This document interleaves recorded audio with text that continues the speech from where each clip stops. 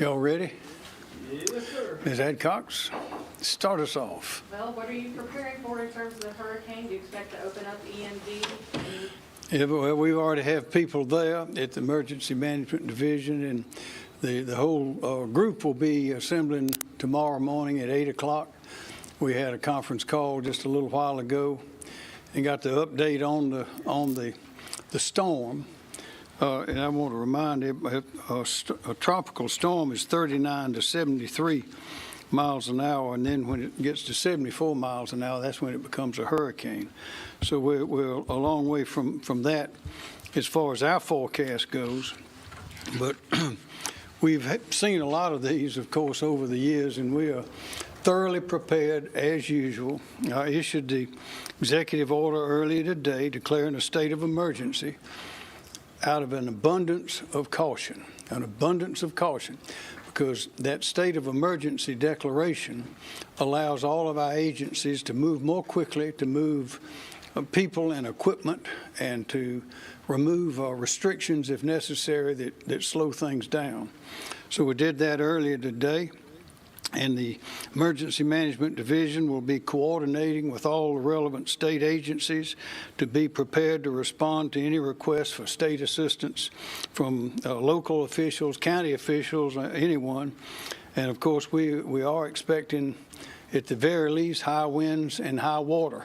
So we have to be prepared. But to answer the question, I do not anticipate issuing any evacuation orders. I do not anticipate closing any state agencies or facilities. That is, we don't think it's going to be necessary to do that. Of course, the school activities, what they do there will be up to the local school districts. I want to remind everyone, as we do every time we have one of these storms or hurricanes, is go to the official sources for your information. Don't rely on social media. Very often it's incorrect. Remember that we can expect high winds, heavy rain, flash flooding, flooding due to storm surge, and even possibly tornadoes. But we'll have plenty of opportunities to keep everyone up to date. There are a couple of places you can go for information. Official sources. One is hurricane.sc, and there's another scemd.org. That is where you can get the latest information. And I remind everybody of a number of things. Please get your prescriptions, your papers, your pets ready to move.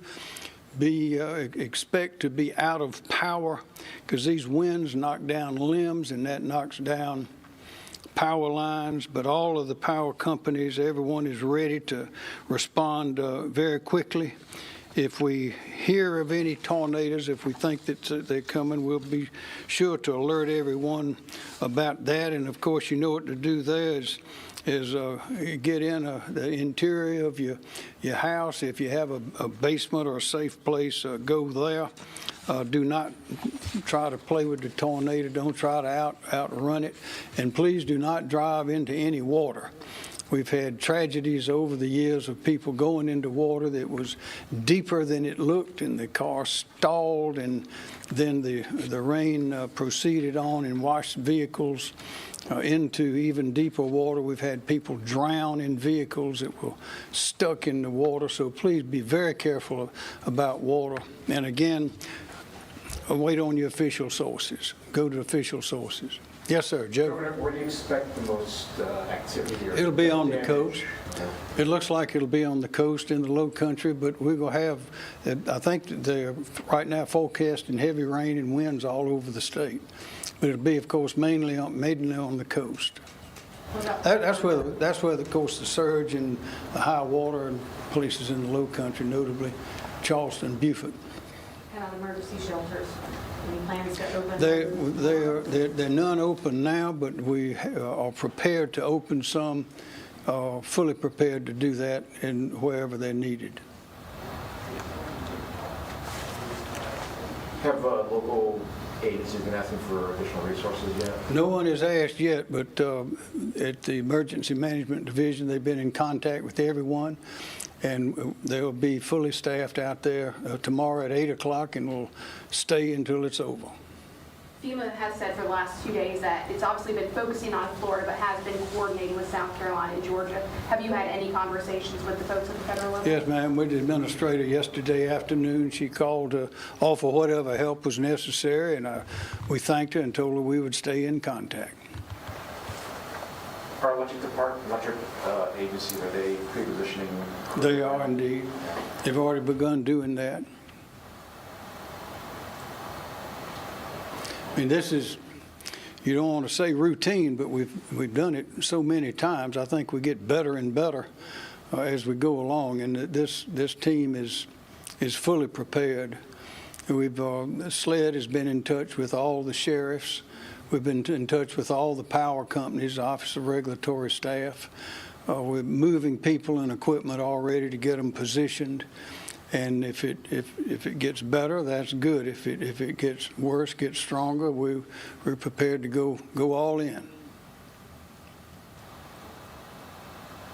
You did a story yesterday from CIV, our sister station, about concern about beach erosion in Charleston already from Ian.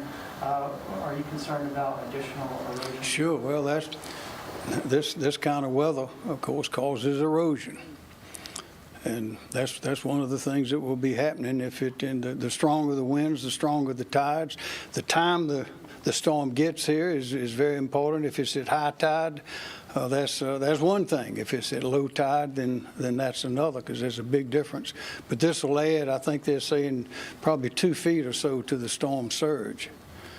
So if it hits at high tide and it hits with strong winds, then that'll be more of an event in the low country than it would otherwise be. But you can have high winds all the way up to Pickens and Greenville and up on the border. And that's where your power lines can very easily get knocked down, but also they can get put back up very quickly, because all the power companies as well as the co-ops, they're ready. Is there any prediction on timing of the storm, if it's going to be high tide or low tide? I think we don't know for sure, but it'll be sometime tomorrow evening or till tomorrow morning, the next day, Thursday morning. But it depends on what course it takes. Recognizing that you're not saying the E word in terms of evacuation, do you suggest people in downtown Charleston on first levels or anything like that to go ahead and get out? I ask everybody just to use their common sense. I think we've all been through these before, and my advice would be to stick to the official sources. Keep yourself aware of what the latest information is, and then proceed accordingly. When you hear about hurricanes or the threat of severe weather, they normally tend to go to the stores and overstock. So what's your message to people who keep doing that?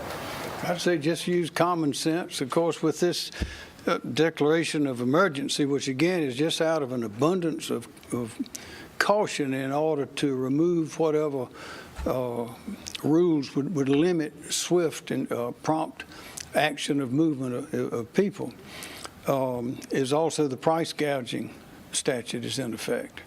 But the way it looks so far, we're hoping that we're not going to have an event that's that strong. But again, these things, as you know, can either get stronger or get weaker very quickly. Will you be doing an update tomorrow from the EMD? That's right. Okie doke. Anything off topic, guys? All right.